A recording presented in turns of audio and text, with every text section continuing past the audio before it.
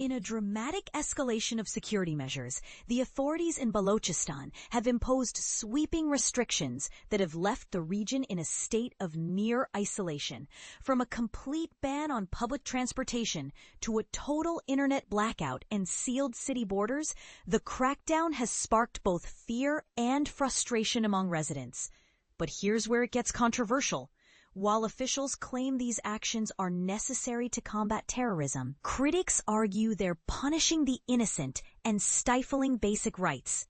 Let's break down what's happening and why it's causing such a stir. Starting with the transport ban, the government has enforced a 12-hour daily curfew on all public vehicles from 5 p.m. to 5 a.m. across every corner of Balochistan.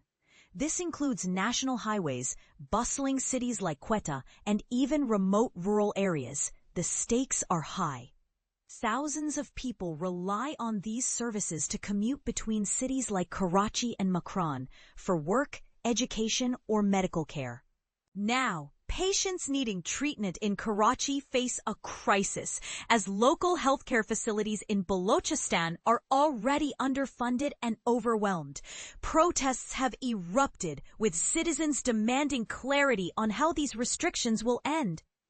And this is the part most people miss.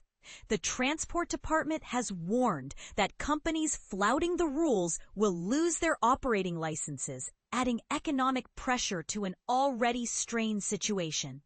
Meanwhile, the Jafar Express train, a lifeline for interprovincial travel, has been suspended for 4 days after a bombing in Mastung's Dasht region. This isn't the first time the train has been targeted. The Baloch Liberation Army claimed responsibility for a hijacking in March that killed security personnel. With rail travel out of the question, airfares have skyrocketed. A ticket to Islamabad, which typically costs between 18,000 and 20,000 rupees, now exceeds 50,000 rupees.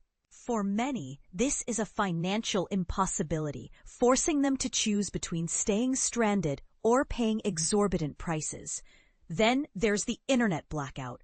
Since August 6th, 3G and 4G services have been shut down in all 36 districts of Balochistan, a move set to last until August 31st. This is no small inconvenience. The region already has the worst digital infrastructure in Pakistan, with 60% of its 15 million residents relying solely on mobile data.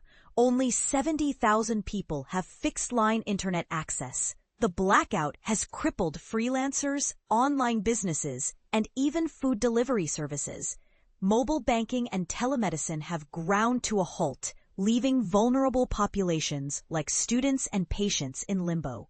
The Human Rights Commission of Balochistan has called this a grave violation of civil liberties. In Gwadar, the port city's entry and exit points have been sealed for 3 days, ostensibly for security and National Day preparations. Streets are eerily empty, and residents are confined to their homes. Locals and human rights advocates are asking a tough question. Are these measures truly about safety, or are they a way to punish the public for not complying with unspoken political demands? The answer could shape the future of governance in Balochistan. So, what do you think? Is this a necessary security crackdown, or is it an overreach that sacrifices human rights for short-term stability? Share your thoughts in the comments below. And if you've experienced similar restrictions in your region, we'd love to hear your story.